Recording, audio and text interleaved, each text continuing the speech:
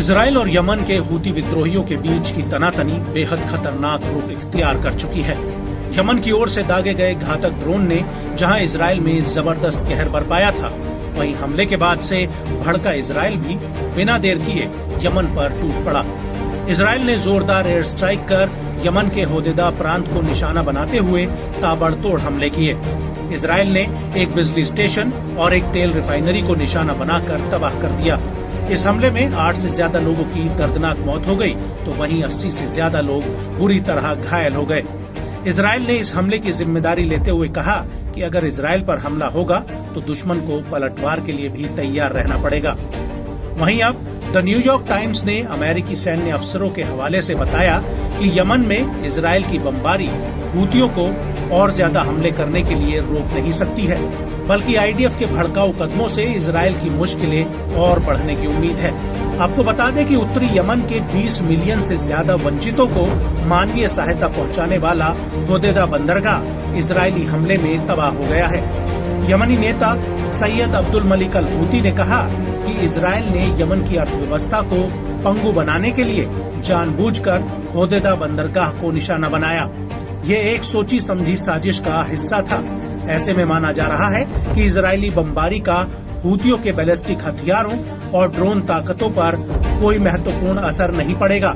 ऐसी आशंका जताई जा रही है कि हूतियों की ओर से इजराइल के खिलाफ जल्द ही कोई बड़ी जवाबी कार्रवाई की जा सकती है।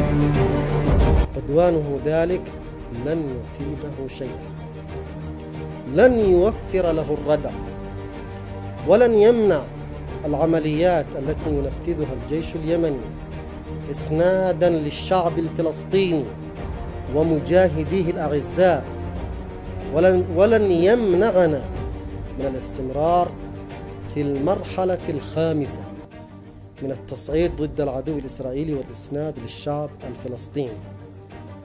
العدو الإسرائيلي سيخسر ويفشل ويجر على نفسه المزيد من المخاطر، وعلى الإسرائيليين المغتصبين لفلسطين أن يقلقوا أكثر من أي وقت مضى، وأن يخافوا أكثر من أي وقت مضى، وأن يدركوا أن قادتهم الحمقى والعدوانيين المجرمين يجرون عليهم المخاطر अक्थर।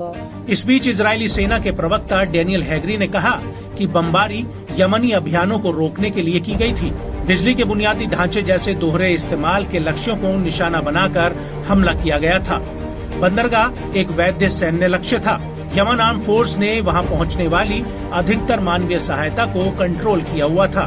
इजरायली कार्रवाई पर एक रिटायर्ड अमेरिकी सैनिक ने कहा कि इजरायली हमले का मकसद अंसर अल्लाह की लाल सागर या इजराइल पर हमला करने की ताकत की जगह यमन को अधिक नुकसान पहुंचाना था। कुछ डिफेंस एक्सपर्ट्स ने ये भी दावा किया है कि इजरायली हमलों से यमनी सशस्त्र बल की ताकत बढ़ जाएगी। इजराइल के खिलाफ उनके हमले मजबूत और कहीं ज्यादा होंगे। यमन आर्म फोर्स के प्रवक्ता मोहम्मद अब्दुल सलाम ने कहा कि इजराइल ने ऊर्जा बुनियादी ढांचे पर बमबारी कर यमनी लोगों के गुस्से को बढ़ाया है। उत्तर में रहने वाले यमनी लोग खाने पीने समेत जरूरी सामानों के लिए होदेदा बंदरगाह पर ही निर्भर थे। ऐसे में उन सुविधाओं को फिर से ठीक करने में बहुत धनराशि खर्च होगी। पूरे उत्तरी यमन में ईंधन की गंभीर कमी अभी से शुरू हो गई है। इससे अस्पताल सबसे ज्यादा प्रभावित हो रहे हैं। इस पूरी घटना पर संयुक्त राष्ट्र संघ के महासचिव एंटोनियो गुटेरेस ने भी इजरायली हमले की निंदा की है। गुटेरेस ने सभी पक्षों से ऐसे कामों से बचने का आग्रह किया जो नागरिकों को नुकसान पहुंचा सकते हैं, आवश्यक बुनियादी ढांचे को नुकसान पहुंचा सकते हैं।